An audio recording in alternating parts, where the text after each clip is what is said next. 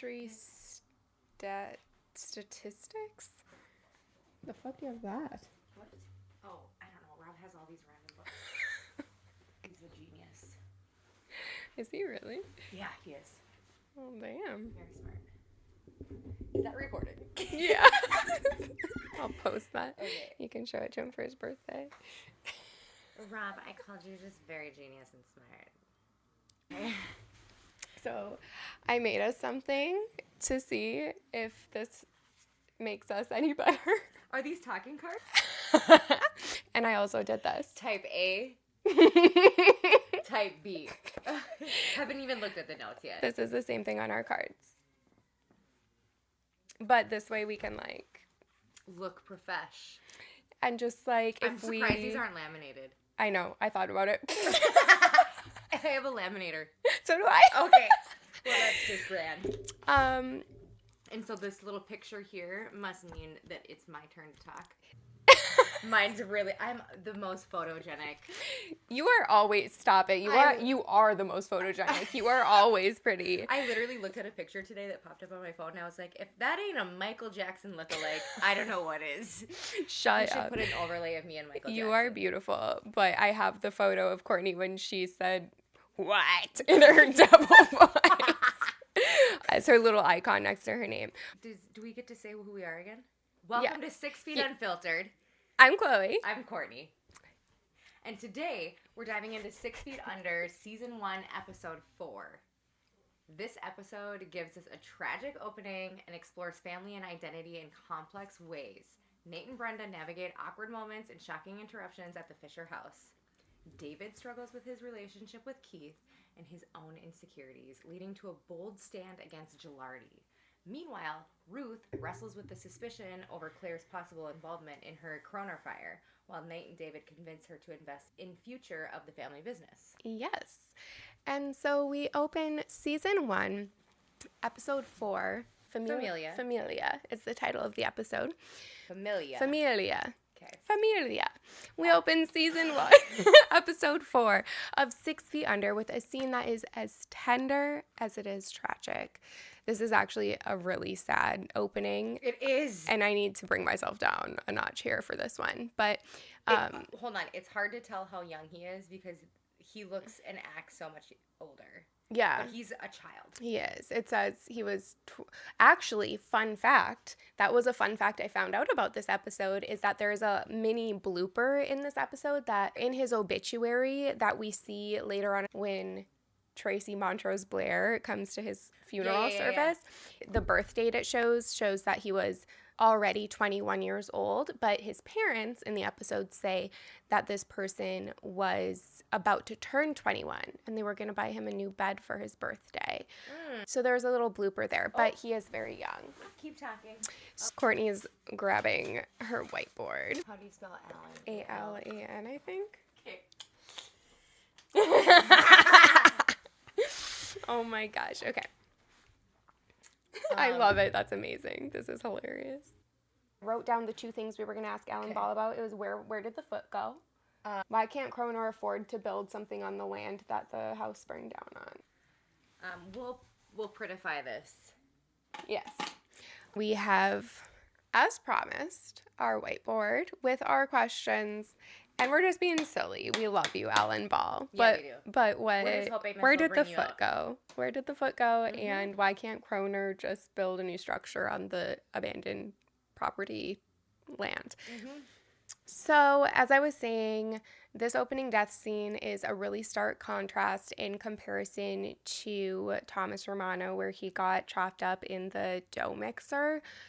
This one is a lot more just heart-wrenching and sad to watch. It did not have a funny undertone. So we start the episode out with a young Mexican couple, Manuel Pedro Antonio Bolin, known as Paco, and his girlfriend are sitting in their stalled car in a rough neighborhood.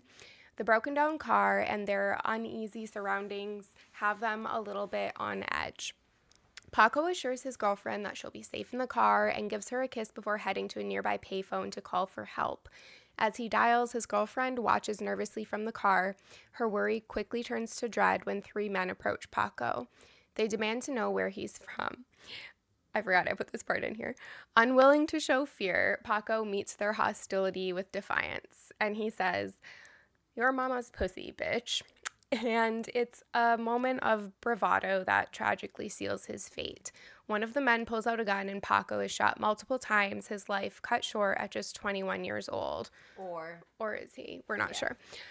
His girlfriend, left helpless in the car, witnesses the horrifying scene unfold. The men flee, leaving her shattered in the wake of his senseless murder. This heart-wrenching opening encapsulates the fragility of life and the weight of choices, setting the tone for 6 Feet Under's relentless exploration of mortality.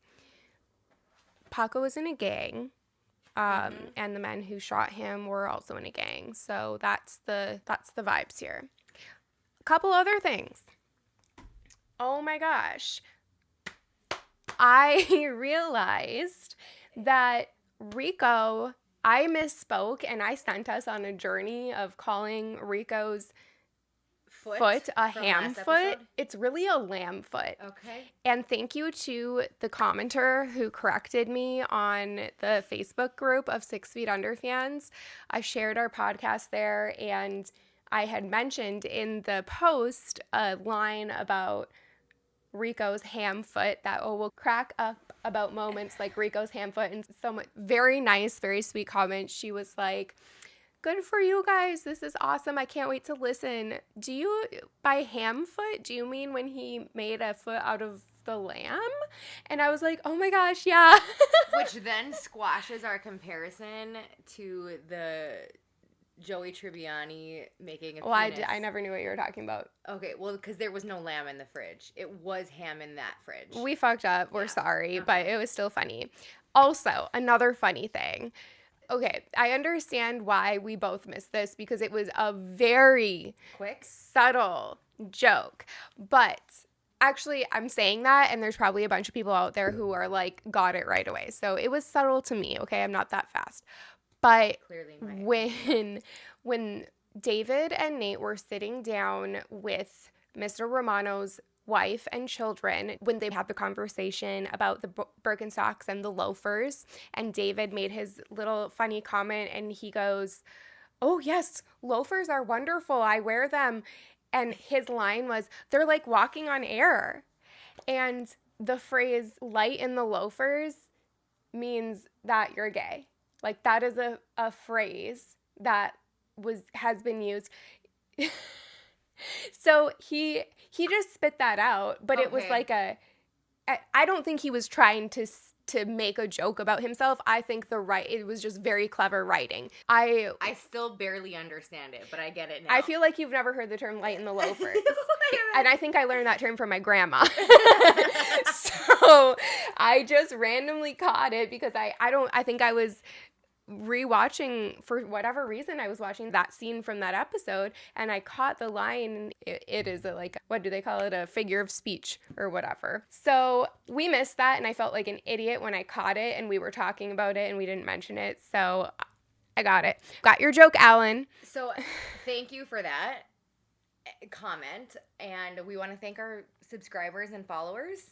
Yes, seriously. We have like 12? Still not very many, but I swear to God, every single person who we don't know from Adam has commented on. Is that another figure of speech? Yes. People who commented on our Reddit post or randomly found us on TikTok or whatever. I'm not Facebook. Not trying YouTube. to say there's a lot of you, but those of you who are out there family now and are listening, I literally texted Courtney. I was like, I love these people. I would go to war for them. She did send me that. We'll pop the screenshot up over here. And also, you're invited to Christmas next year. Yes. And also specifically wanted to shout out the woman who commented this evening on our Reddit post, or on a comment that I made on Reddit, and I screenshotted it and sent it to Courtney. But she said, "I felt the same way. I missed the characters so much, but the premise of the show really hits home. Everyone and everything ends. The good thing is that we can always rewatch it and relive those moments. By the way, I listened to the first episode of your podcast and absolutely loved it. Heart." So shout out Reddit commenter. I don't know if you want me to say your username, so I won't, but you are the reason that I am She's very happy. Going to sleep happy tonight. You made my day, and that was amazing. Yeah, so that's pretty cool. We're happy, and we're having fun, and connecting with people, no matter how many of you, is making us super happy. So. Yeah. All right. So getting into the episode. We start out. Oh my God. I know. In the interrogation room at the police station, with flipping back and forth rapidly between the police questioning Nate and Brenda about the house fire. And guess who is playing the male detective? It is Dean Norris. And you might know him from playing Hank in Breaking Bad. He plays... Also a cop. Also a cop in that one, the DEA He's a cop guy. face. He definitely is a cop-looking guy. I looked up what else he is in, and he's in a lot of, like, action movies, and I hate action movies, so I haven't seen most of them, but apparently he's also in Little Miss Sunshine. I think Rob likes him. I should see if he recognizes him. You should ask. Because he watched this episode with me. He didn't say anything. Okay. Yeah, I recognized him right away. Look. But I was a big Breaking Bad girl when that was out. Yep. I still like it, but I recognized him right away because of that. But that was a fun little connection there. We all love Hank. I feel like I liked him. I mean, I don't remember the show that well. I feel like that's another good show that you feel a lot of different feelings for all the different characters at different points. Like, I felt for him as, trying to do his duty. Kind of like Keith. But I was rooting for Walt. Yeah, we all were. And Jesse. You can't all win. Yeah. Jesse's the best. So I thought it was funny that they showed, it was like kind of a quick little scene, but they're interrogating Nate and Brenda, and he goes to Brenda, be as detailed as possible. And then Brenda continues to detail her and Nate's sexual encounter that they had in the abandoned house. Very explicitly. We fucked. And then they, like, obviously show Nate, who's like, we made love. Yeah. Nate was, like, nervous and stressed and was like, well, we made love. And Brenda was, like, sitting back, and she was like, all right, we fucked. Yep, everything. I mean, she went into fucking detail.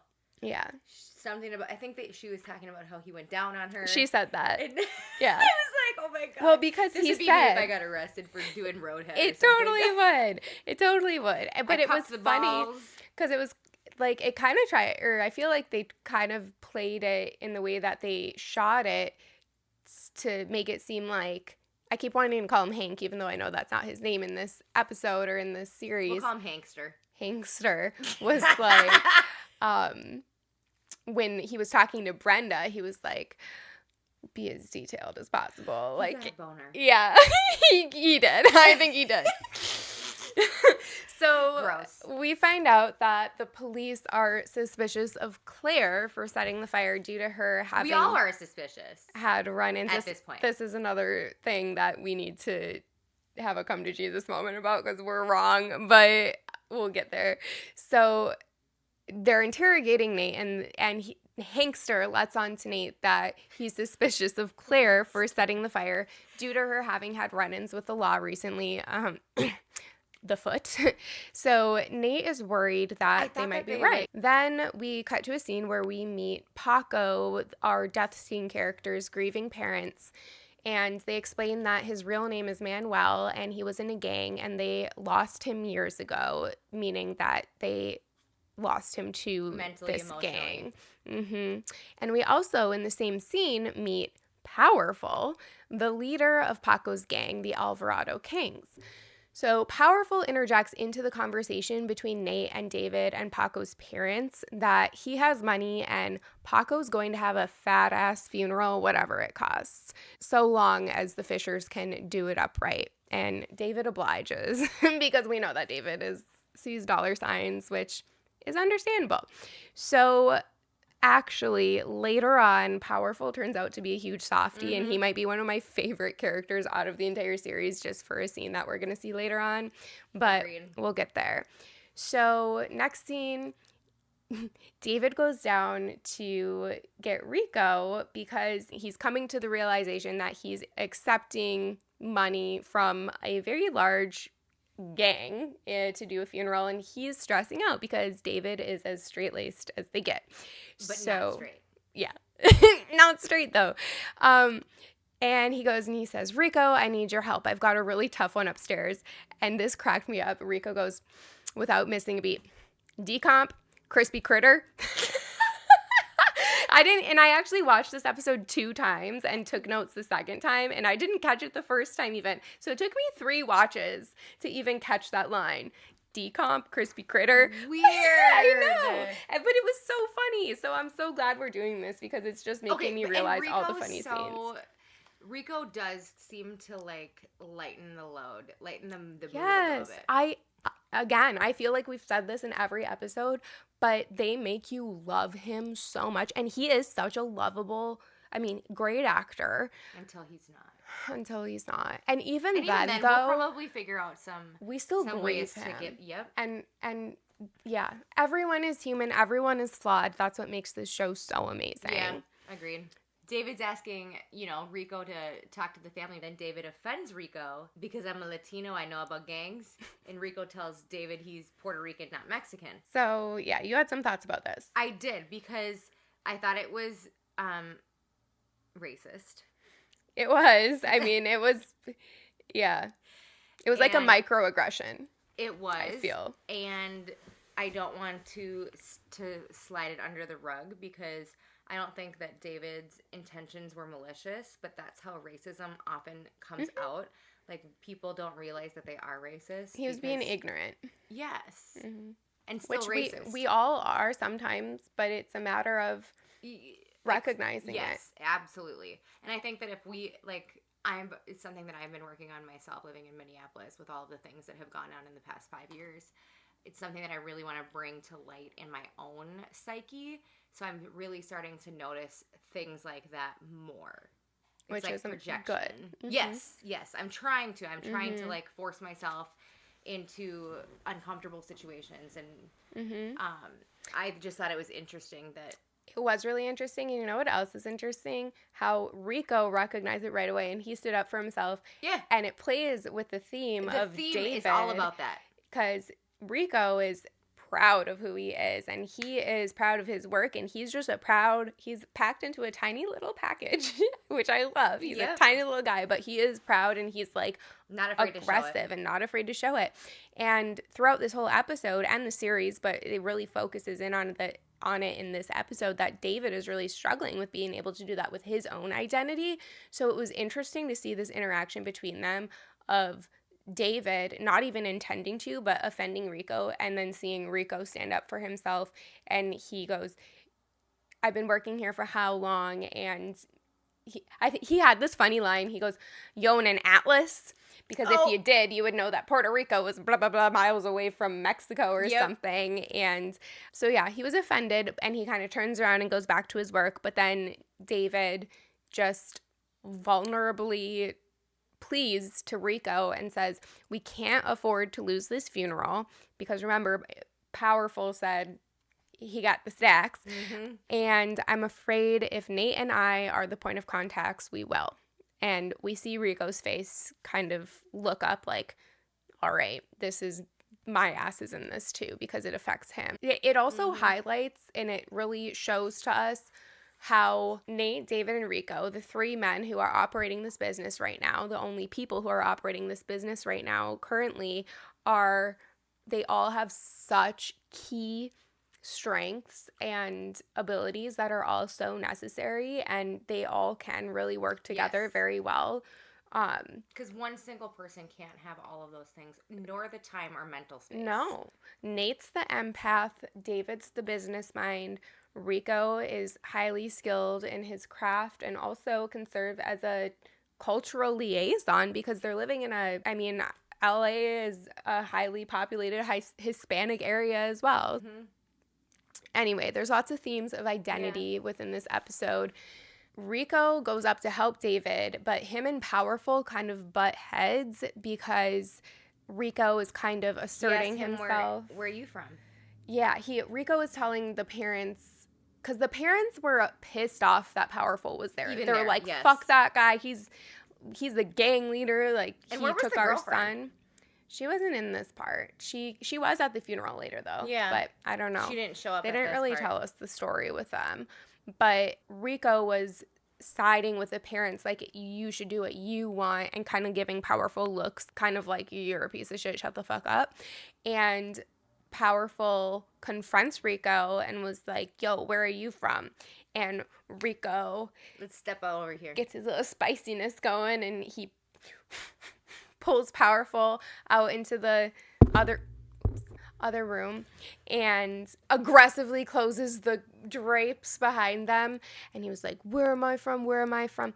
But basically, he asserts himself. He proudly tells Powerful that his family is from San Lorenzo, Puerto Rico, and his gang is the gang that's going to help Powerful bury his friend and be there when they all get themselves killed, and no other funeral home will take them in, because basically when no one else is wanting to put up with your shit, because you are, the parents had referenced earlier that no other funeral home would take them because of the gang relationship. It could be dangerous. Yeah, and that's what David's worried about. Yeah. This line was really powerful, I think, from Rico. He said, your friend is dead, man. Now, do you want me to help you, or you just want to go heads up? Which I thought was kind of funny because I've never heard that before. What does a heads up mean? Let's fucking go. You want to go heads up? Yeah, heads up. Have you heard that before, though? I have. I think I explained it wrong. All these terms, I don't even know. Or you want to go heads up. So Powerful looks at him and he smirks, but you can tell that Rico has earned his respect in this moment. So Powerful grunts in approval. They go back to the rest of them. And I love how this episode really highlights how Fisher and Sons really cares about the people that they help. Yeah. And we'll see more of that later on, too. Another funny moment. We cut to them in the kitchen. Nate says to David, we are so white. If we step in, we will totally fuck up. Which is a good spot to be at, to, like, recognize. Yeah. Nate knows. Nate realizes. He's like, we can't deal with this gang. Like, we need Rico. But Nate has faith in Rico, which is great. And I think David needs to lean into that, because they do all need to lean into each other and trust each other for their strengths. They all have those strengths too. Yes. They're like, each has their own specifics. And they can really thrive if they synergize, you know? Yeah. And then they're going to have some more synergy later. Yes. So another LOL moment. So Nate goes up to David in the same moment in the kitchen and he goes, I remember this. Did you know the night Dad died, Claire was high on crystal meth? And David goes, oh my God, isn't that a horse tranquilizer? He has no idea. He is literally... He's so naive. He's very vanilla. Yeah, it's just... But gay. Yeah, which is funny how they can exist at the same time. Isn't that amazing? You can be gay and vanilla at the same time, because gay isn't tab fucking boo. Crazy girl. So hilarious. Well, that made me LOL, and I rewound and watched it again like 3 different times because I was literally cracking up. Okay, so we're in the parking lot. Is it a parking lot? Yeah, it was a parking lot, but I didn't know if it was a grocery store or I don't know what store. It's probably Trader Joe's. Some dude, a white man, actually yells out and calls Keith and David fucking fags. And I cringed at that for a couple of reasons. Because it's a horrific slur, one. It is horrible. But at the same time, I feel like a lot of queer are like leaning into that now. Well, it's like they can use that word. Yes. We can't. And it was intended in a malicious way. Yeah. And so that just killed. It's like the N word. Yes. I equate those two. Yes. Or the R word. Yeah. So that was fucking ridiculous. Like, I couldn't even wrap my head around it. What was going horrific. And this is a moment. It was actually it was like a catalyst moment in this episode for David and Keith, because Keith then confronts the D-bag for calling him and David the F word in the parking lot of the store. And there was another LOL moment here. There's a guy in the background that I caught on my second watch through who's like just trying to walk across. Yes. And he's watching the interaction, and he's like, oh, shit. Yep. It was so funny, I laughed. But I couldn't tell what he was, like, thinking. Yeah, he was just like, oh. But David, when they're walking away, Keith's, like, pissed off. Because he reached in and grabbed, like... He said, next time you call somebody a fucking fag, you make sure they're not a member of the LAPD. But... Here's my numbers. You can report me. Yeah. You pussy bitch. Right. He probably broke the rules a little bit, but I give it to him because if you get called a slur, a homophobic slur, then you're kind of the person's asking for it. I don't know. I support Keith here. So Keith confronts him, and then Keith's storming off. David is walking with Keith, and David says, I don't think he meant anything by it. Okay, which I was like, are you fucking serious, David? That like, broke get my your heart. Shit It broke me.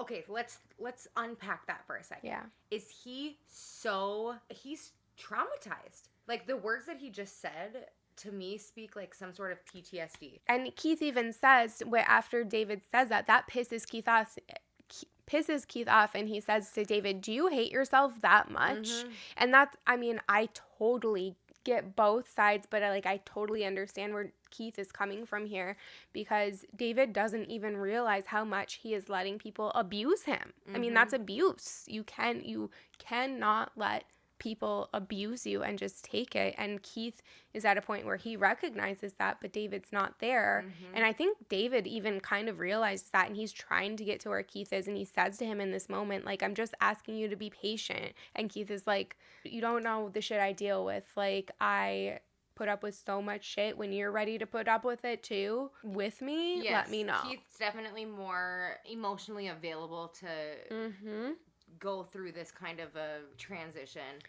David is just not quite on there. Next scene, Brenda arrives at the Fisher home for dinner an hour early. This is a feminist moment, just a heads up. We should come up with a sound or something to add in. Feminist moment. Bloop, bloop, bloop.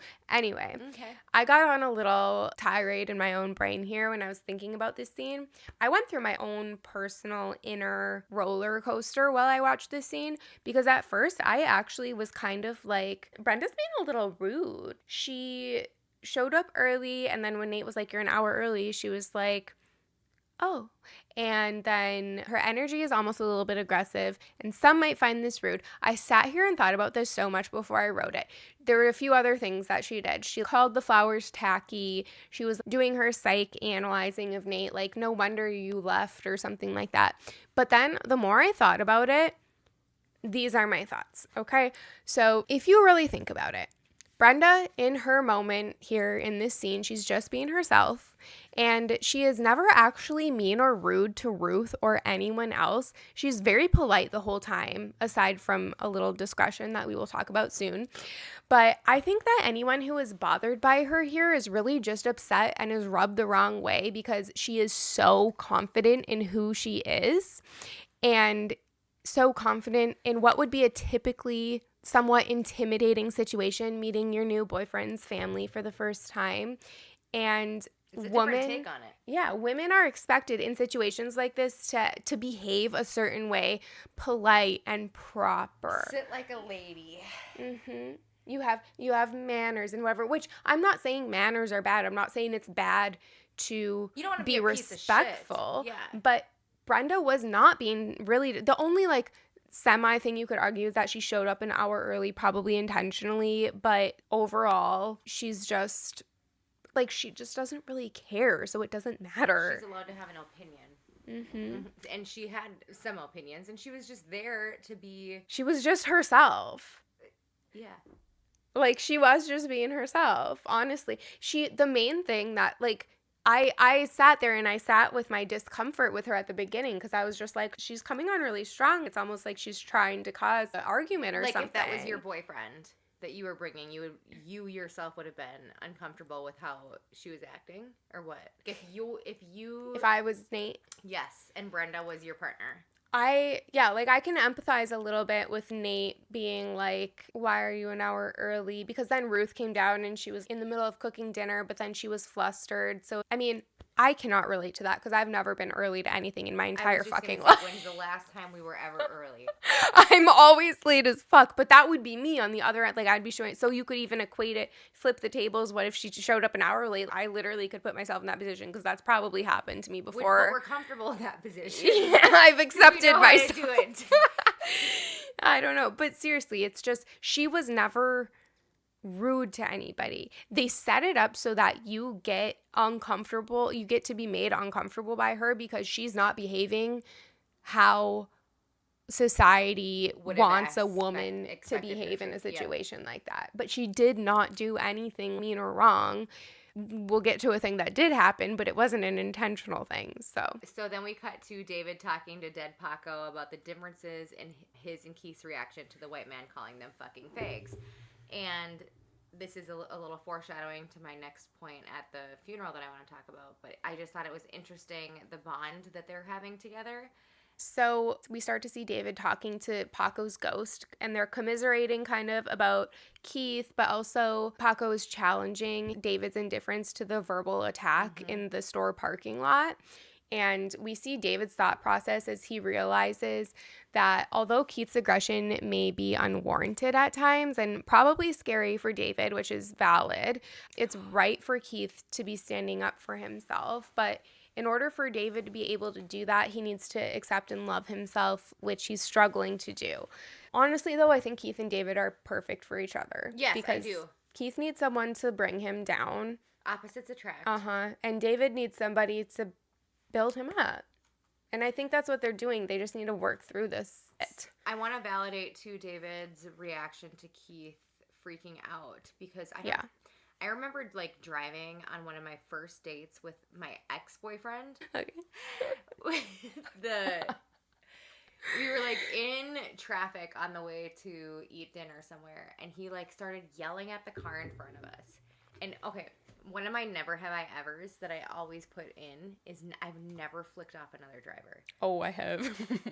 I got someone road raged at me one time. I've gotten people road raged at me just by existing, but I've never, like, flicked them off.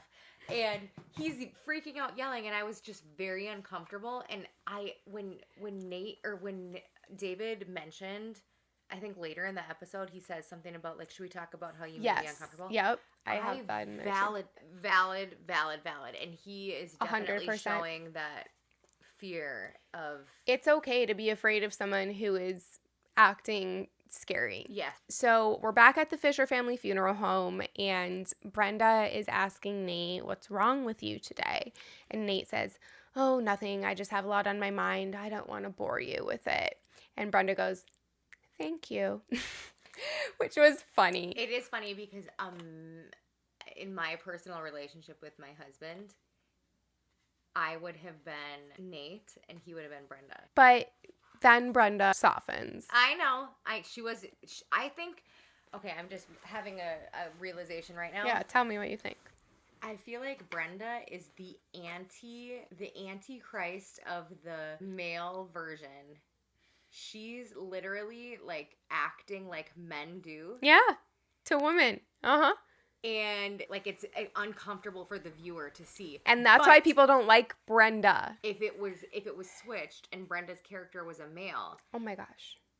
And she just said thank you. You're so hot. But and amazing. She had to fucking hide that thank you under a little bit of a giggle. You have to mask. What is that in Barbie? You have to mask your own. Oh my God. It's at the end of the Barbie movie where they're doing their speeches or whatever, and they're like, you have to mask any sort of intelligence under a giggle or something like that. Yeah. And I can't put the quote up over this because I can't remember, but now I'm realizing that Brenda is literally embodying that avatar that we're so used to coming from a man. She knows what she needs to do in order to get ahead. In order to, like, have control. Like, she knows how to manipulate. Yes. And unfortunately, in this case, like, with her own boyfriend, the way that she's seeing that she has to do that is to, like, play a very, what's the word? Like, gendered role. Stereotypical. Yeah. Yeah, in order to just, like, keep the ball rolling with Nate, in order to stop him from, like, malfunctioning. Yes, because he's only used to the opposite of Brenda. The typical female girlfriend archetype. Yeah, which I don't understand. Yeah, it sucks. That's why I don't like Nate that much. But I do love Nate. I love all the Fishers. I love every character.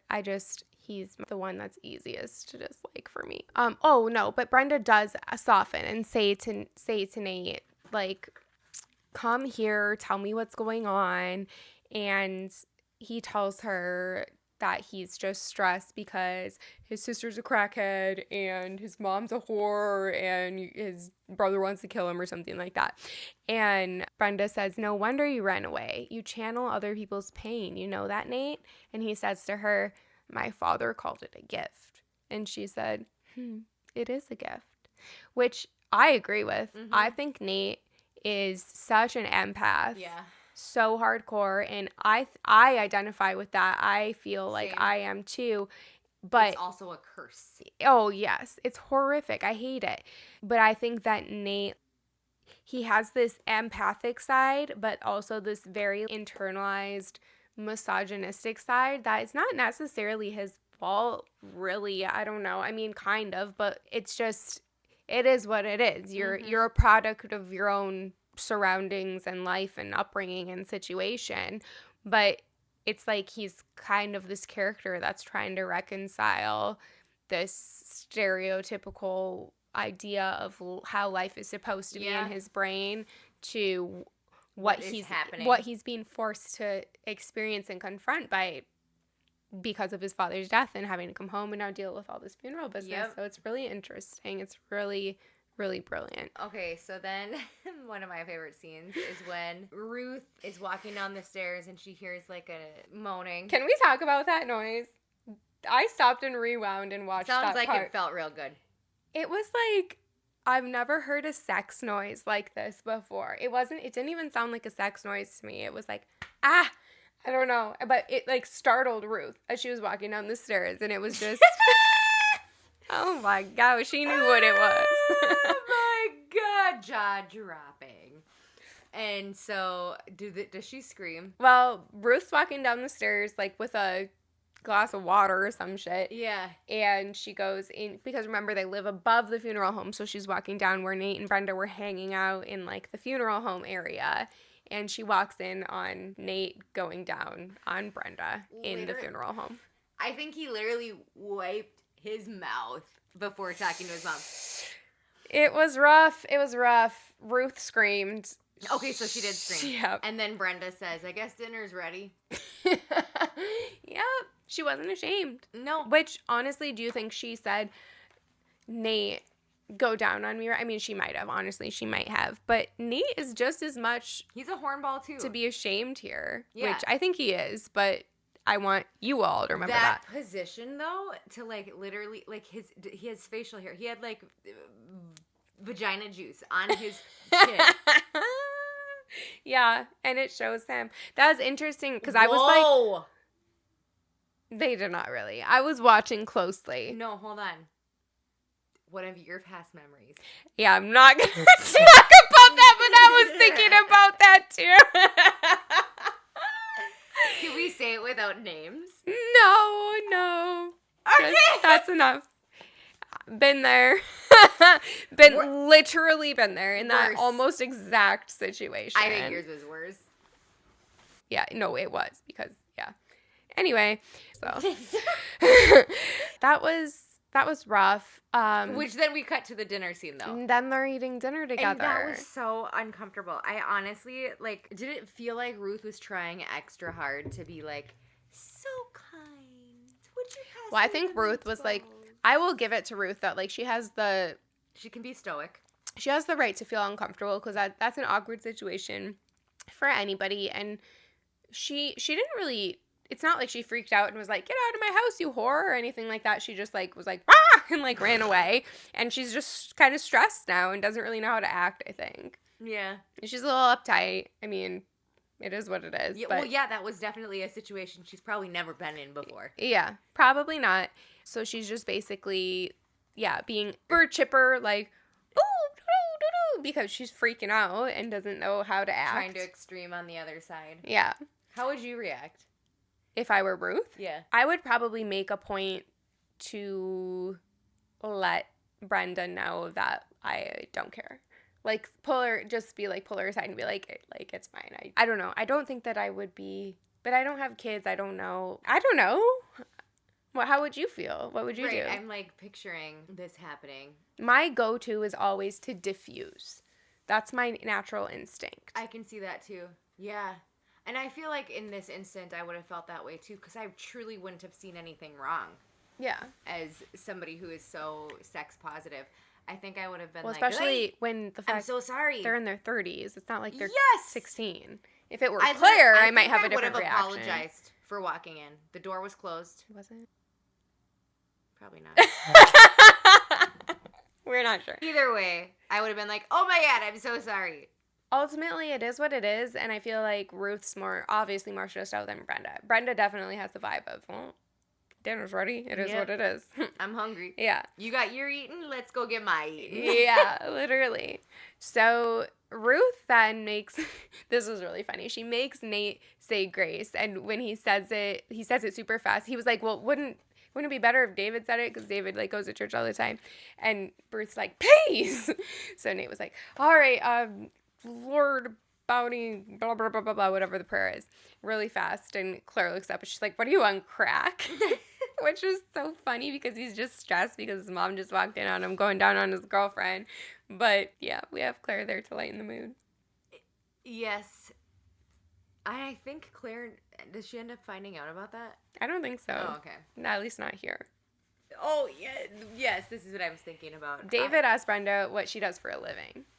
And Brenda's telling him about the massage and pressure points and acupressure, using her thumbs and her elbows and yada, yada, yada. And Ruth's like, oh, so you stick thumbs in people. And Brenda goes, no.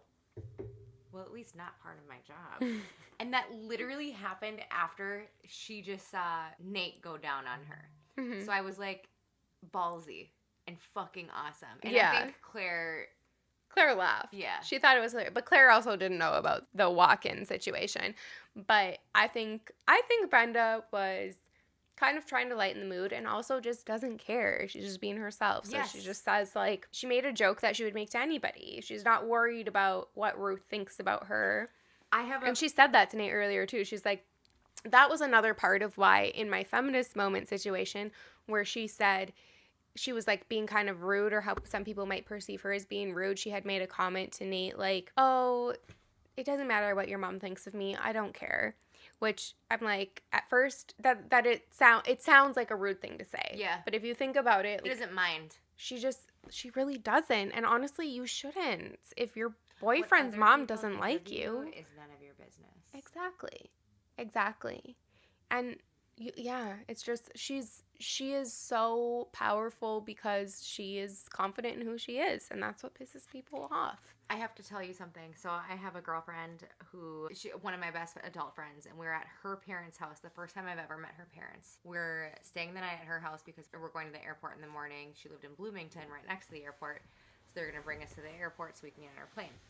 So we're just sitting there, and they're like jibber-jabbering about how early we have to go to the airport, talking about, okay, are you Delta Sky Mile priority? Are you clearanced? Blah, blah, blah, blah. And I am a type B'er. So, like, if I'm there in time to find my seat and get on the plane, that's early enough for me. Like, I don't need to be there super early, but her family's very into that. Like, they travel a lot and whatever. And so she can see the look on my face of like, oh my God, we're going to be there 2 hours early. And I'm like, it's a 5 a.m. flight. I don't need to fucking be up that early. And she goes, okay, Courtney, what are you going to do if we get there 2 hours early? And I said, well, I'm just going to sit there with my finger up my ass. And that is the first time I've ever met their parents, or her parents. And she's like, she brought it up to me weeks later. She's like, I can't believe you said that. And it didn't even dawn on me that was not like normal. How do you know this person? Dana. She was at my birthday party. So you just like, it was the first time you met her parents? Yes.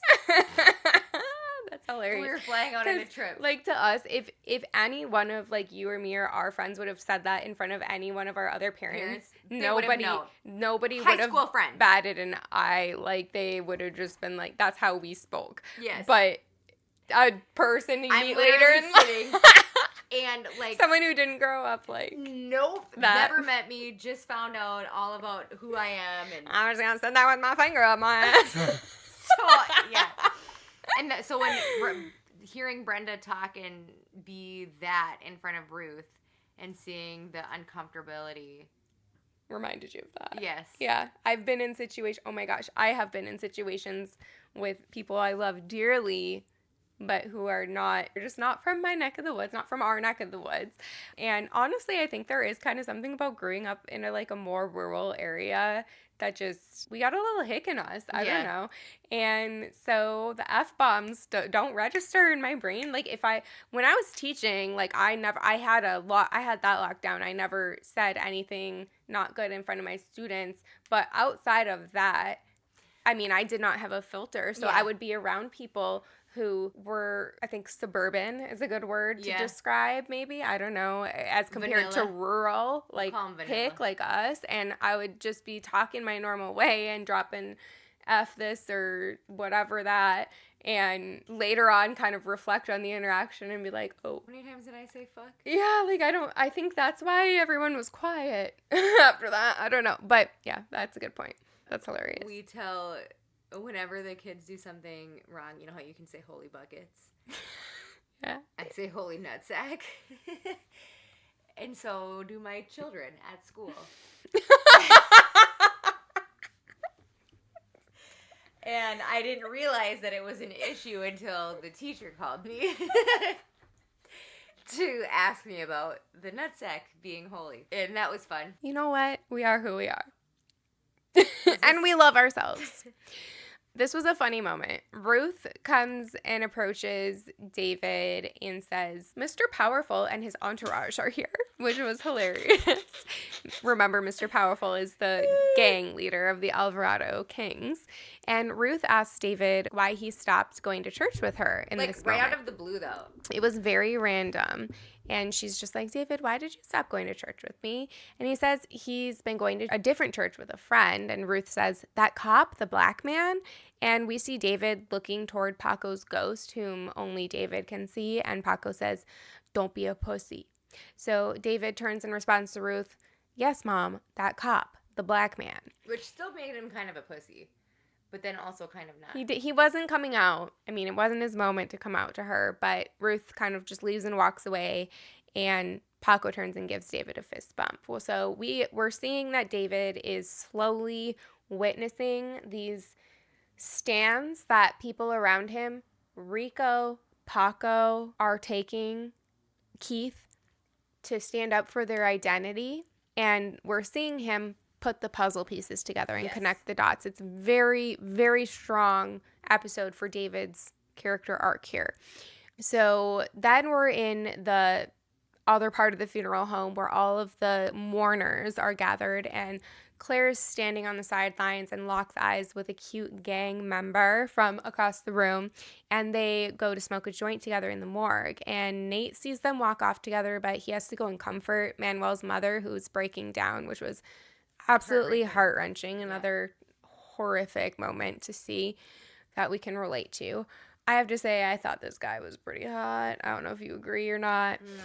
No? Not your type? No. He was my type. So let's throw up a pic. Yeah, I'll throw up a pic. I don't know. He got the, like, mysterious, dark. I really like too hard. Dark facial features. I don't know.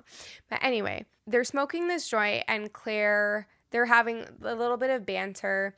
And he calls Claire out, basically. He's like, come down to wherever. And she's like, are you being serious? Because I will. And he was like, you think you're some tough little bitch, don't you? Or something. And then you see the look on her face just almost disappear. Yeah, she thinks that they're, like, flirting and having fun and just kind of fooling around. But then he's a legit gang member. He was in this gang that Paco was in. Yeah.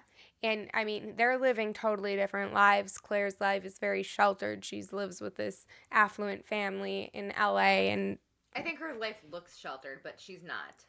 Well, compared to this guy. Yes. Yeah. But, yeah. Like, yes, there's a spectrum. But he gets annoyed with her because she's just like, blah, blah, blah, blah, blah. Like, yeah. And wants to do all this crazy shit. And he's like, you didn't have to deal with listening to your friend call for help on the answering machine while he was getting gunned down. Like, shut the fuck up, you're stupid, and don't waste my time. Because he's the and guy leaves her there. that Paco was calling. Yeah, so that's in that moment we kind of put the pieces together that was the person that Paco had called on the payphone at the opening death scene. So he clearly has a lot of guilt on his shoulders. Yes. And is basically taking it out on Claire right now. Yep, and acting out in grief. But I think it was I think that Claire needed to be brought back down to earth. He was basically kind of calling her like a wannabe badass and telling her to cut it out. But I think she needed to hear that. And honestly, I choose to believe that he was doing it out of like a kind act. Even though it was think you're right. mean, I think it was coming from a place of like, don't end up like me. Don't get into this shit. Yeah. You don't want this. Like, don't be a dumbass because you're acting like a dumbass. And that's what we had said before. Claire is being pretty reckless, so she does need to kind of chill. And I think that was a good experience for her to have, to be just told off a little bit. Yeah. So then Tracy Montrose Blair, this crazy woman who's obsessed with David. I think ultimately we later on in the series find out that she's just super lonely, which is kind of sad. But she's obsessed with David, and he's a single man in his 30s. She's a single woman in her 30s, so she's trying to cuff.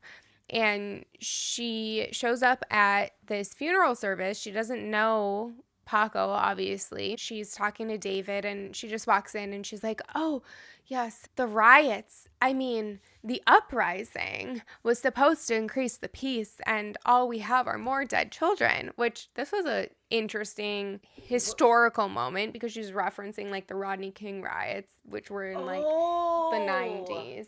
And then what you just referenced earlier in our episode, 2020. Yeah, we had our own version of that in Minneapolis here. So that is a really actually strong, interesting cultural connection to think about.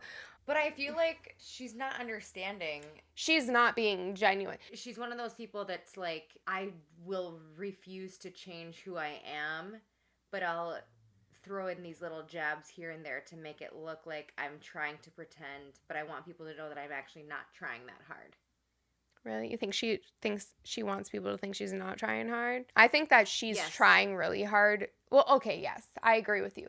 I think she is trying hard, but she wants people to think she's a certain way. But it's very obvious that she is trying hard to be that way. Like a imposter, I don't know, a hypocrite. She's trying to come off as being sensitive when she's really there. She's there for herself.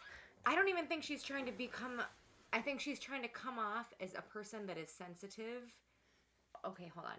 She's trying to come off as a person who wants people to think that she's not sensitive, but pretending to be sensitive.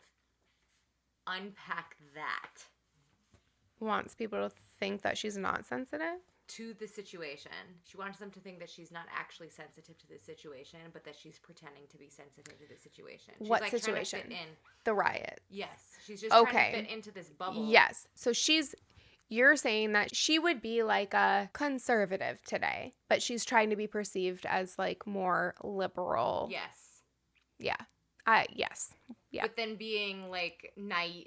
She's so naive that she doesn't realize how stupid she sounds and how obvious she sounds. Yes. Especially to David, who is, even as straight-laced as he is, so much more keyed into the cultural climate. Yep. It just hits home. I feel like I know and I've probably worked alongside of people. She reminds me of Dolores Umbridge from Harry Potter. I only watched the first movie. I do have the books, though. I'll read them someday to my kids, probably. Yes, I read all of that. Well, I'm reading them to my kids, too, but they get scared. Wait a few more years. Then we see Nate's superpower here while he's comforting Manuel's mother. There's a quick little scene where Nate is comforting Paco's mother, who is grieving, and Nate opens up to her and says, I lost my dad on Christmas Eve. And she says to him, I don't have anything to live for. And he says... Which I can relate to that. If I lost my child, I would, honest to God, I would have to stay alive for the rest of them because I have like a literal zoo. I have 4 kids, but it would be tough. Yeah. And Nate doesn't have kids. He's not married, whatever, but he's trying his best to relate, and he does a really good job of doing his best to connect with people. And that is what he was referencing earlier when he said to Brenda, like, my dad called it a superpower, and she was like, it is. And he's showing it here because he really has an ability to connect and empathize with people. He just needs to fine tune it a little bit because sometimes it goes a little awry, but it was a very sweet moment watching him comfort Manuel's mother.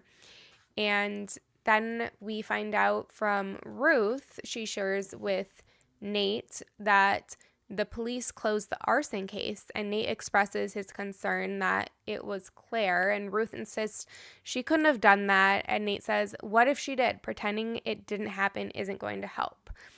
And then he goes on and says, I'm sorry about last night. And then there's a pause with Brenda, and Ruth goes, I know what you're talking about. That was so funny. And her, like, ecstatic, her... Yeah. Francis, good old Francis. David apologizes to Keith at church. It shows them sitting not next to each other, but at the same service. And we had learned earlier in the episode that they go to the same church together now. So obviously David probably showed up here to kind of apologize. Yes, he knew where he would be. Yeah. And kind of shows them looking over the shoulders, over the pews at each other. And he admits to Keith here that Keith had scared him and asks if Keith is also going to apologize to him because he had said to Keith, like, I'm sorry, you're right, but also... Are you going to apologize to me? Yeah, you kind of overreacted and it was a little bit scary. Do you have anything to say to me? I validate that too. 100%. It's not fun to see a partner do something or act in a way that is scary. That is bottom line, not okay. No, but I also think that it's important. I try to teach this to my kids.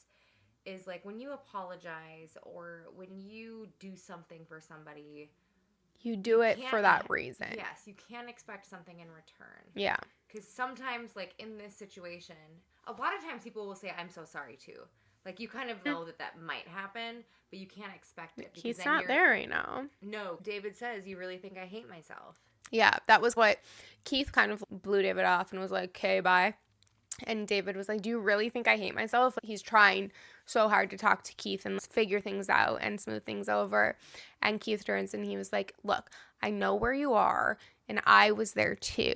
And I'll wait for you because I love you, but I'm not moving backwards for anybody. Okay, and that to me tells me that Keith isn't where he thinks he is. Really? What do you mean by that? Because you don't have to move backwards to help somebody else. That's a good point.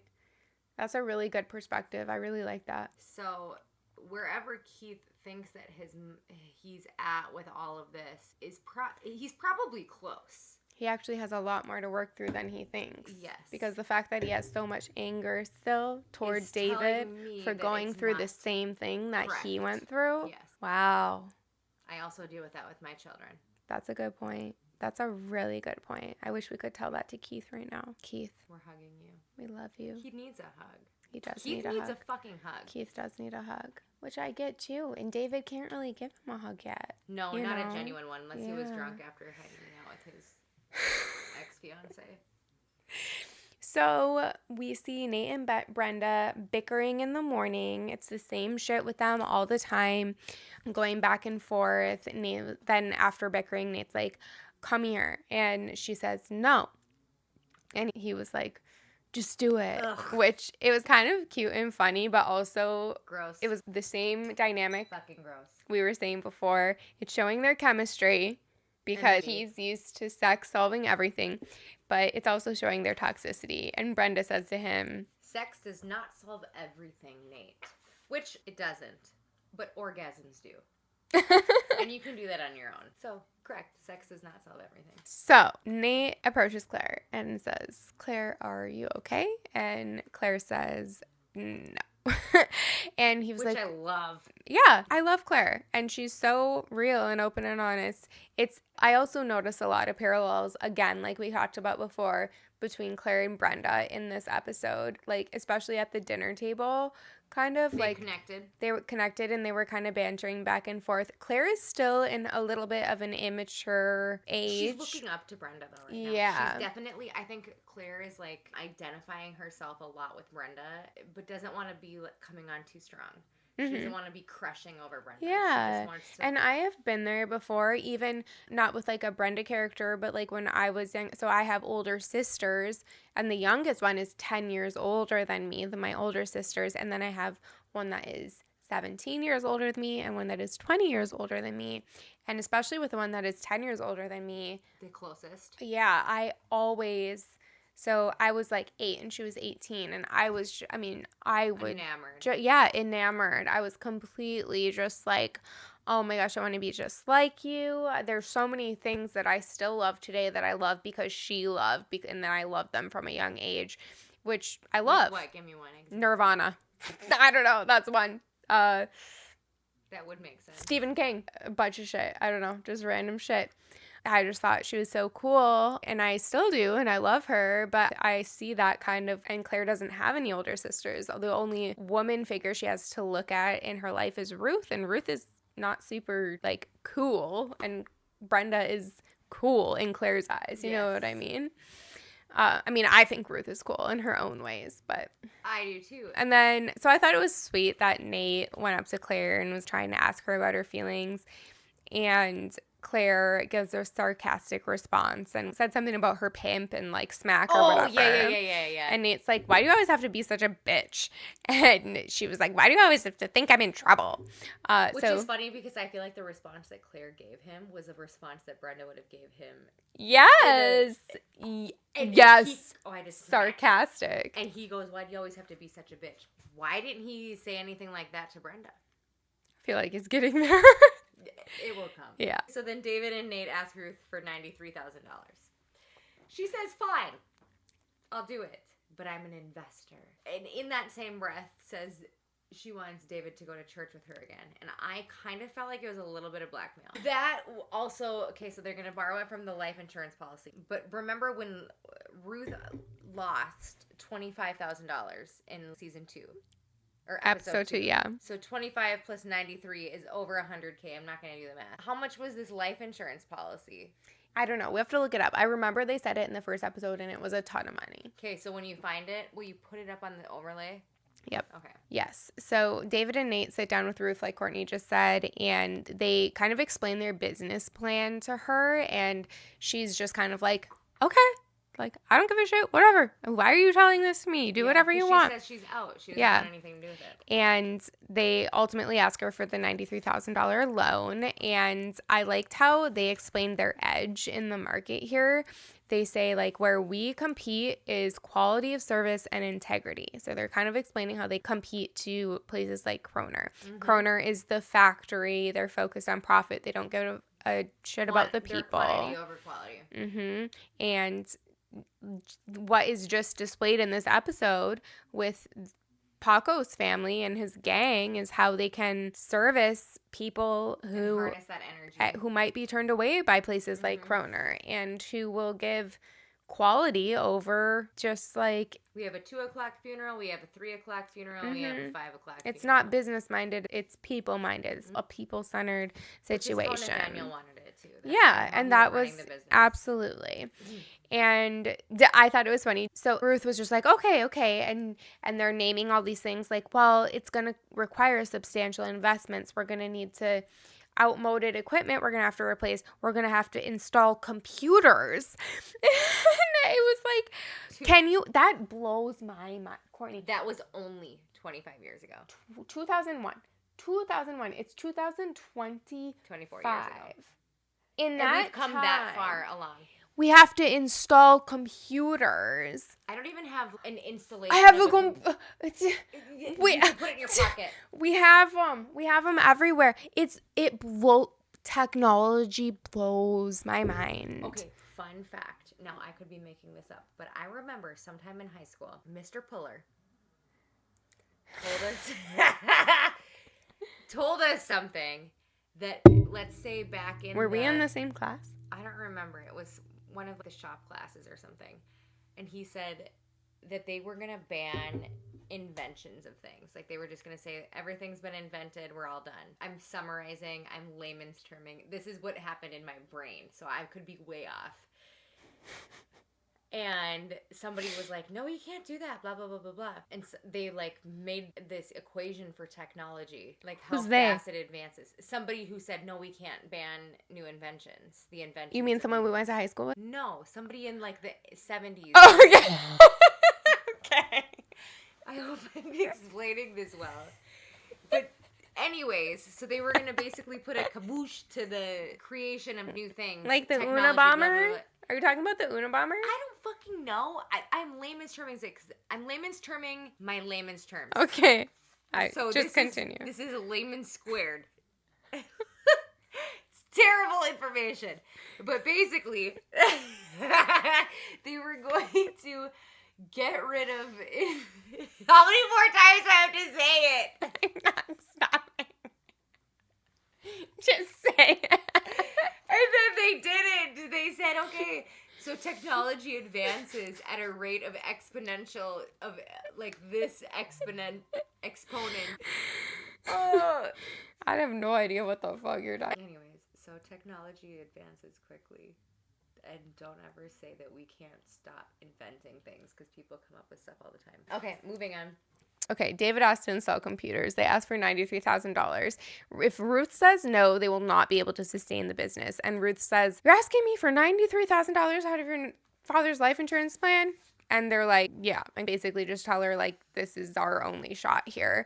But you're not obligated. If you don't want to, you don't have to. And she's like, I know. When do you need it? I know what my rights are. Yes.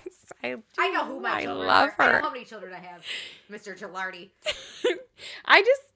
Yes, I support her. Yeah. I love that fire in her. But it comes out just random.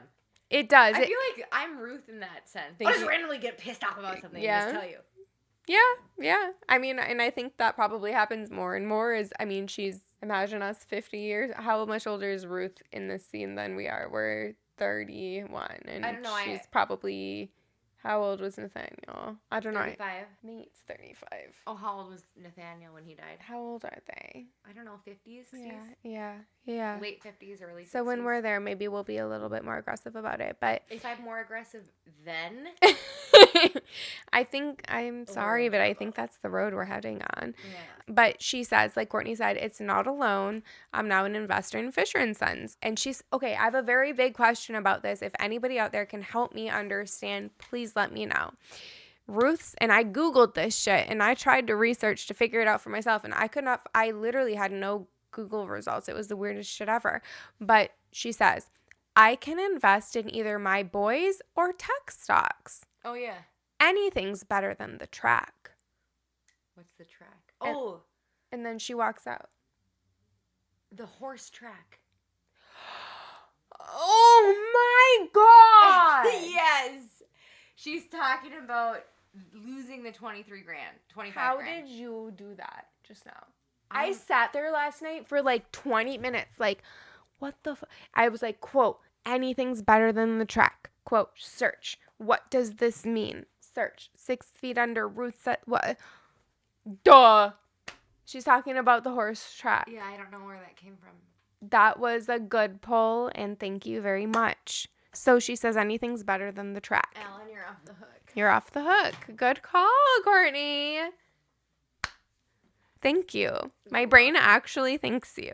There was a pit in it, and you filled it. Because you just could. It's like losing the remote. You can't find it. Yes, you found my remote. Thank you. You're welcome.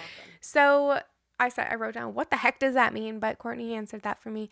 And then she stops on her way out of the room, and she turns to David and says, like Courtney already explained, David, I'd like if you came to church with me.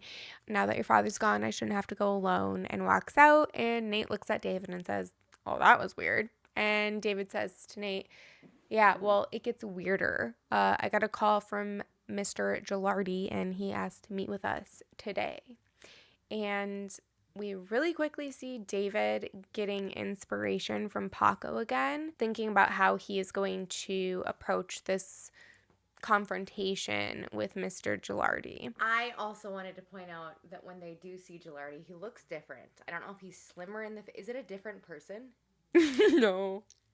It's not a different person. I think they maybe gave him a different toupee. Okay. They upped their budget. Can we find a screenshot of episode? A side-by-side? Yes, I need a side-by-side because they definitely look different. Also love that David is finally standing up for something, even if it's not him and Keith. But he freaks the fuck out at him, kind of like Keith did to the guy that, not even nearly as bad, actually. When they're at... I loved this part. Yeah. And I think that it was his way of apologizing to Keith, even though Keith's not there. Yeah. Yes. I love that. It's called integrity, I believe. So he's trying to find some more integrity. That's a really good way to phrase that. I think that he's realizing that he's never really stood up for himself. He doesn't have a lot of, like, balls. Yeah. Like, I don't know how else I can't think of a better word to phrase that right now, but he wants to. And he does love Keith, and he cares about Keith, and he does love himself and is proud of who he is, but he's still climbing that mountain. And the mountain never ends. You never reach the top. Right. But he's trying to at least and, like, figure it out. Yeah, he's at least climbing. He's not standing still. Mm-hmm. And this whole situation with Paco and his funeral, I think, has really helped because he's getting to see somebody who was so just brash in their strength and their gumption and their authenticity, and they got themselves killed for it. So that's like one extreme end of the spectrum. I don't think that any of us should be that reckless to get ourselves in that position. Agreed. But I think that David is looking at situations like that and looking at situations like Keith and saying, wow, I really am kind of a pussy. Like, I need to, the people that I care about are being affected by it, you know? I think if it was just David and it wasn't like, if he was in a relationship with somebody else, maybe more similar to him, or if it wasn't, I don't know, any other number of situations. But I really think that it's Keith and his relationship and his love for Keith that is the magnet. Yeah, that is pushing him to confront these boundaries. It is growth. It's a huge growth opportunity for David to be like stepping out of his comfort zone and accepting who he is not something that needs to be hated. And also giving him the chance to use his voice. Because as a woman, we don't really get to do that. And as a gay man, you also don't get to use your voice as often as you would like to. Mm. Yeah. It's kind of it's a beautiful moment. I think David, he has the most growth in this episode. Yes, it's massive growth. Mm-hmm. And I'm trying to think the situation that they were even in. I'm pretty sure Gilardi was like underballing them. Like, we're not going to do... He said to them... Because Gilardi already got the notification that it wasn't arson. They can't go after Claire. They can't sue. Mm-hmm. Right. And so they meet at like this Waffle House type restaurant or a Perkins or whatever. And it's Nate and David and Gilardi. And Nate's like, oh, you lowered your offer. And Gilardi's like, yeah, well, the market fluctuates. And Nate's like, yeah, well, we don't really see the need to align ourselves with Kroner right now. And Gilardi basically threatens them and says that he's going to make it his personal mission to bury them by the end of the month. And this is where David has his star moment. And I actually crown him MVP of the episode from my perspective for this little scene here. So he brings out his inner Dexter, if you will, and he goes, he has a little spiel before this. I didn't type everything out, but this was like the most impactful part. And he says to Kroner, he basically was just like, you just threatened me and my family. You have this entire organization behind you, and what do we have? You. One day when your mind isn't on Fisher & Sons, I will find you or someone you love. And then Gilardi laughs out loud in David's face. And David just keeps his straight face and just keeps like his intensity looking into Gilardi's soul. And he goes, I'm not saying anyone is going to die. There are tragedies far worse than death, things you couldn't even dream of. You spineless, candy-ass corporate fuck. Just give me a reason. And then Gilardi gapes and is just looking at him. And Nate is also gaping and looking at him like, what the fuck? Doesn't Nate be like, you can leave now? And David goes, it's your decision. Are we really worth the trouble, Mr. Gilardi? Lunch is over. Get lost. And then Gilardi kind of was just like looking at them. And then Nate has the best scene of ever. I mean, the things his eyebrows does in this scene, like, it's like, and he looks at Gilardi. Told a story. They did. He goes, are you deaf? And then Gilardi takes off and he looks at David and and he's like, what the hell was that? And David goes, I think I'm going to throw up. It was the best. It was the best. I was so proud of David and I was so happy. I was just like, yes. Yes. I loved too seeing that they were both on the same page. They didn't know what page that either of them was on. And then they just like skimmed skimmed through it real quick and they're like, we are there. Yes, kind of like what we do every time we do this. Pretty much. Literally. It was very sweet and very like, it was like a checkpoint, I feel like, for David. So Brenda brings Ruth a peace offering, and I thought this was really sweet. Ruth is a little bit cold at first when she opens the door, and Brenda's standing there with her little basket of soap or whatever. And I think Ruth does ultimately end up accepting the apology overall, but she sees a little bit of humanity in Brenda in this moment because they had kind of exchanged some words, and Brenda does seem, I think, sincere in her apology, too. I think that she genuinely did go there because she cares about Nate and she cares about her relationship with Nate. I don't think she's fully invested. She doesn't think that they're it yet, but she thinks they might be. And so she wants to preserve that possibility. It was lovely. So as I was watching this with my husband, I was like, would you do this? Like, what would you have done? But she basically is saying, I'm so sorry that you saw your son performing cunnilingus on me. And I don't think you saw me in the best light. Oh, she did say that. She said, I don't think you saw me in the best light. Mm-hmm. Right, because it would have been like, where's the ring light? We could have made it better. Just kidding. But to actually, it would have been one thing to own up to it in the moment. I don't think Ruth was ready for that. Like, I loved, as an adult, I've been trying to go through the 24-hour rule. Like, I do that all the time. You need 24 hours to cool off. Like, it's a thing. And she let then I forget. Ruth have the 24. Yes, same. ADHD. She let Ruth have the 24-hour cool off and herself. Like, she could also just let everybody just like rest for a second and then come back. And I think that was such a great move. And agreed. So something to look up to. You don't have to come at it in the moment. And I think Keith could have maybe taken a hint of that with some of what was going on. But I loved that. Mm-hmm.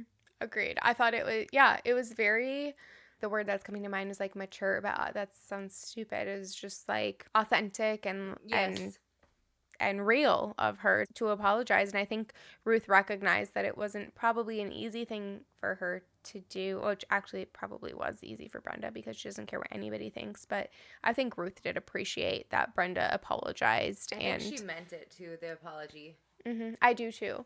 And Ruth said to Brenda, be careful with him. He's a lot more fragile than he'd like to think. And Brenda turns and is like, aren't we all?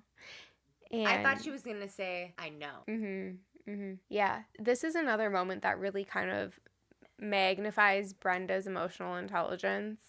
And in one of our earlier episodes, I was talking about how Brenda is so intelligent because she grew up with these therapists as her parents. I realized that her parents are actually, they suck and they were not good parents. But I do think that there's something to be said for understanding the basics of psychology. Yeah. You know what I mean? And Yeah. just having a basic non-emotional understanding of how human beings interpret and perceive certain situations, and being able to analyze that in your own self and in other people's situations. I think that Brenda has a really good grasp on that because of her having been brought up around people who deal with that. I mean, it wasn't always healthy for her, and it's not always good for her, but it still did give her a good emotional IQ. Yeah, and I think that it also gave her the outs to be a little bit reckless with it as well. Yeah. Do you know what I mean? Mm-hmm. Some of the things she liked that to test says and it. does, yes. Mm-hmm. She knows all of the things and is defying them and like you said, testing them. Mm-hmm. It's interesting because we get to see more of it. As a therapist, right, we do. And as a therapist, you can't do some of the things that Brenda does. Yeah. Or you shouldn't. That's unethical. Yeah. But she's not. So she has these insights that usually only people who've been trained in like psychology or whatever and have taken like their put your hand on the Bible thingy. I don't know what they do. But she gets to do kind of whatever she wants. What do they fucking call that? The oath of... The oath of... something. They take an oath, okay? But Brenda never took the oath, but she still has all the knowledge because she's been around it because of her parents. And so that's what I meant and what we mean. She's like the rogue therapist. Yeah, it is. Yeah. She has all the knowledge, but she has no obligation to use it ethically. Which we like and like. And sometimes maybe not like. I don't know. Yeah, I mean, we'll unpack as we go along, but I think we all have flaws and we've all done unethical things. Pluses. So we're getting toward the end here, but Powerful, the gang leader, approaches Rico at Paco's funeral service and asks him to gather all of the Fishers and join them. And at first, Rico thinks that they're unhappy about something, or that Powerful is unhappy about something about the service. But this actually turns into such an absolutely beautiful moment. Rico gathers the Fishers and they join Manuel's family and gang members in a beautiful prayer led by Powerful. And this is the prayer. This is literally word for word. I typed down what he said. I cried. Did you cry? I cried. This was the moment I wanted to... I didn't cry, but this is the moment I wanted to interject after the... So it was heart-wrenching. Obviously, there was tension between Paco's parents and Powerful at the beginning. There was tension between Powerful and Rico at the beginning. A lot of tension. But at the end, Powerful, the most tension-bringing person in the situation, is asking for everyone to gather. And Rico rightfully assumes that it's because he wants to start shit, but it's not. He actually ends up being super vulnerable and sweet, and he joins everybody in a circle for a prayer.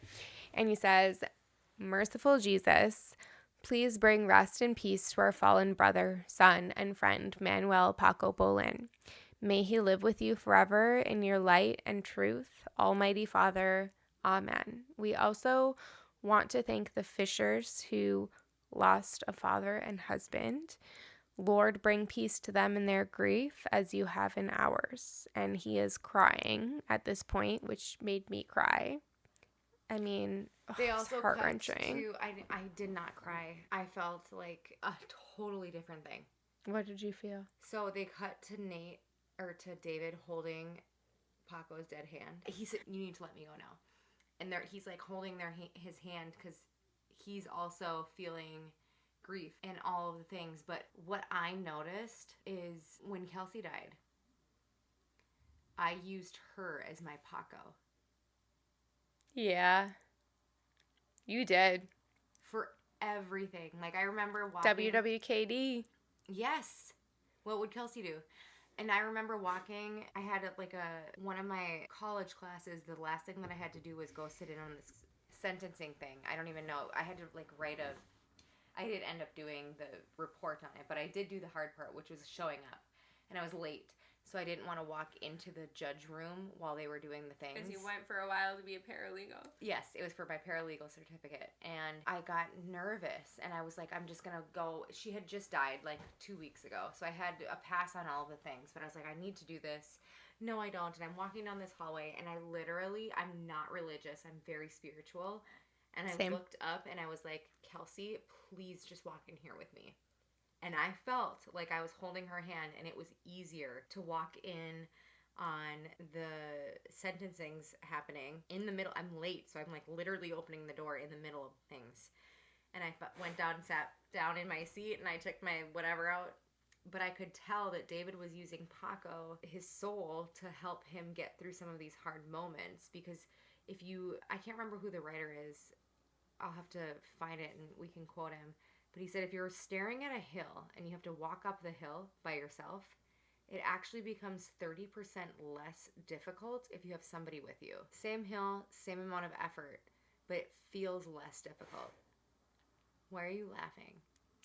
So I was imagining when I climbed a mountain one time. I didn't like it. Would it have been easier if you had me with you? Yeah. Because we would have left. Yeah, we wouldn't have climbed that one. We would have grabbed a beer down at We the would have bottom. taken the shuttle. Continue. That's all. Yeah, I like that. That was my introduction. I like that. I like that a lot. There's definitely a lot of power in channeling the energy of those you love who have passed on to support you. That's real. Then we see David and Keith.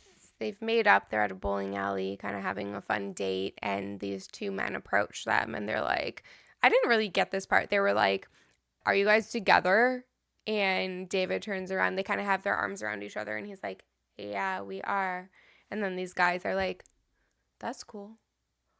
It was just kind of weird. Like, they threw it in there to show some of his growth. Yes, absolutely. But it was just like, and why? They probably didn't mean together as in, are you fucking? Yeah, like, are you using the same balls or something? I don't know. Yeah. So that's what it was. They were asking a question, and they were answering a different question. Yeah. Yes, that's what happened. Yeah. Okay, so then this note is hilarious. They're at Brenda's fucking. Nate walks in, and she's got all the candles lit around, and you should probably say yours first because mine is basically the... So what starts out and ultimately ends as a steamy moment between Brenda and Nate turns into Nate coming to the realization that Brenda may have started the fire in the abandoned house. So he's looking at all these candles that Brenda has lit. He walks into Brenda's house and he's like, Brenda, the door's open. And she's like, I'm in the bedroom. And he walks in and she has like 500 candles all around lit. Which is insane. Mm-hmm. It's a huge fire That hazard. is kind of crazy, honestly. And it is a huge movies all the time. Yeah, and it's like, just if that it did stress me out. But it was she wanted to create like a romantic scene and she goes, I'm burning up for your love or whatever. But he's seeing the candles and he's coming to the realization that she may have started the fire in the abandoned house because he's connecting the candles to his flashback of her saying that, oh, I would have done a lot more than that for him when he first saw her tattoo of Nathaniel on her back. Which I don't understand that correlation. I feel like we were grabbing at apples here. I think they're trying to say that he is wondering, oh my gosh, like, I don't know this woman that well. She said she would have done a whole lot more than get a tattoo of somebody's name for this random person I don't even know. And then I'm seeing this fire and we were in the abandoned house together that day. And then later on it burnt down. And so maybe it wasn't Claire, it was Brenda. I think that it was... You think that's a reach? A stretch, yes. Do you still think it was Claire? No, I do think it... And I can't remember, actually. I don't think we ever find out, but I will say that I left off the last episode when we just rewatched thinking like, oh shit, Claire, I forgot Claire burned this house down. And then when I watched this episode, I'm like, oh shit, no, Brenda burned it down. And then now I'm just like, I don't really know. I do think Brenda burnt down the house. However, I only think that because of that last scene. And I feel like that scene was put in there to make you second guess. And it was, I'm sorry, Alan. It was just almost too much. I want to just know who did it. Maybe it was Nate. Maybe it was Ruth, honestly. Or they ruled out, they couldn't figure out if it was arson. Maybe it was a natural house fire. Ruth is the most unhinged, honestly, at this moment, I would argue. I feel like the most likely culprit at this point, since I would rule Claire out, honestly, at this point, especially considering her interaction with the Ruth gang member. Oh, yeah. And she was like, all these people think I burnt this house down. And he was like, did you? And she was like, what do you think? It was obvious that she didn't. Mm-hmm. And then we do find out next that Claire comes home and Ruth asks her straight up. She's like, can I ask you something and you promise to tell me the truth? And Claire's like, sure. Well, actually, she said maybe. Yeah. And fair answer. Yes. And so Ruth was like, did you set that fire in the house? And Claire says, no, I would never do anything like that. But I may have swiped that foot, though. So she'll admit to the foot swiping, which is $1 million lawsuit. Yeah.